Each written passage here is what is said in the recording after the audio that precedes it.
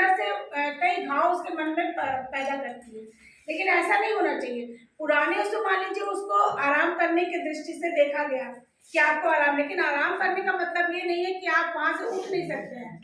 उठ के अपने आप से खाना नहीं ले सकते हैं, आप पानी नहीं ले सकते हैं, है ना। तो ये चीजों के लिए हमें बच्चों को, अपनी किशोरियों को, पावर रेंजर्स को, उनको जो है जागरूक करना है कि, और उसमें एक चीज और भी बताई गई थी कि इतने दिन आपको नहाना नहीं है, बाल नहीं धोना है, बल्कि उस समय सफाई की जरूरत ज्यादा होती है। तो जो बच्चों के मन में, किशोरियों के मन में, जो आजकल तो 5th क्लास के बच्चों में भी आ जाता है पीरियड्स, इसीलिए प्राथमिक विद्यालय में भी जरूरत हुई है इसकी। तो जब ये चीजें आती हैं,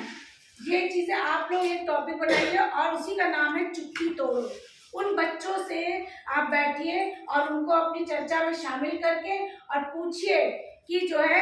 अगर किसी बच्चे को ऐसी प्रॉब्लम है तो फिर उसका क्या, उसको डिटेल बताइए कि देखिए ये एक नेचुरल है, अगर ये नहीं होगा तो एक बीमारी हो जाएगी, ये एक नेचुरल प्रोसीजर है जो भगवान ने खुद दिया है औरतों को,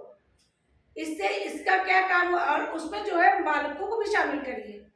क्योंकि हमारी जो मीना मंच का गठन होगा समिति का, उसमें 20 में 6 बालक भी हैं, क्योंकि हम उनको भी हमारे बीच में ही रहना है,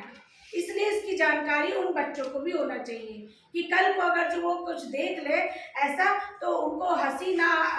का पात्र न बने और ना ही वो जो है शर्मिंदगी महसूस करे, क्योंकि उनके भी घर में माँ है और बाप है, माँ है, बहन है, बेटी है, ठीक है ना, और कल को जब शादी होगी तो उनकी बीवी भी आएगी। ये जानना, अब आजकल बहुत से एड्स आते हैं, पहले तो ये ऐड होता था मम्मी से पूछो, अरे इसको मत देखो, हमने खुद देखा, मतलब पहले केयर फ्री का जब ऐड आता था तो मम्मी कह रही थी अरे मत दो टीवी, लेकिन